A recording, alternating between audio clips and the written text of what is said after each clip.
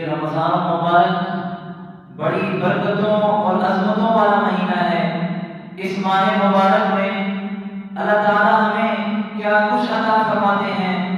صحیح ابن خزیمہ کی حدیث ہے، حدیث نمبر 1887، رسول اللہ صلی اللہ علیہ وسلم نے فرمایا، من تقرب فیہ بخصلۃ من الخیر، جو انسان بھی رمضان المبارک میں کوئی نفلی عبادت کرتا ہے اسے کیا ملتا ہے؟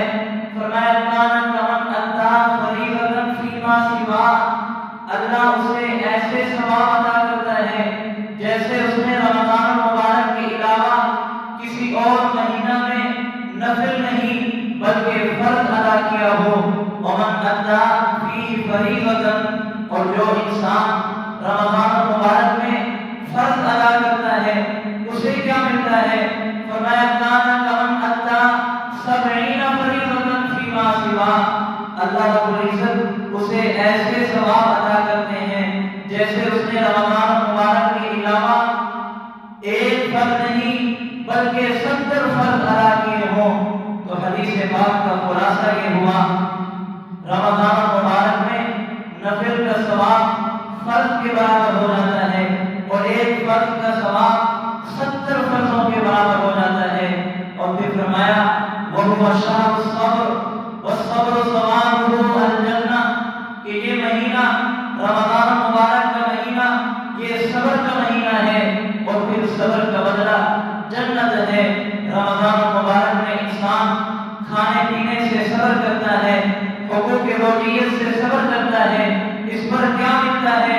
فرمایا ثوابہ الجنہ، اس صبر کے بدلے میں رب العالمین جنت عطا فرمائیں گے۔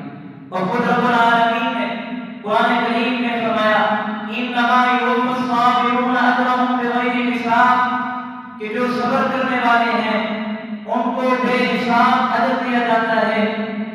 اس کا مطلب یہ ہے کوئی بھی نیکی ہو اس کا بدلہ 10 گنا سے لے کر 700 گنا تک ہوتا ہے، لیکن جو صبر کرنے والا ہے اس کو اللہ رب العزت جو اجر عطا کرتے ہیں، صبر کرنے والے کو جو بدلہ دیا جاتا ہے اس کا کوئی حساب ہی نہیں ہوتا۔ اللہ رب العزت اپنی شان کے مطابق جتنا چاہیں گے عطا فرما دیں گے۔ اور پھر فرمایا رسول اللہ صلی اللہ علیہ وسلم نے وشہر المواساۃ، یہ مہینہ دوسرے مسلمانوں کے ساتھ، دوسرے لوگوں کے ساتھ ہمدردی اور غمخواری کا مہینہ ہے۔ وشہر یزداد فیہ رزق المؤمن، اس مہینے میں مومن کا رزق بھی بڑھا دیا جاتا ہے۔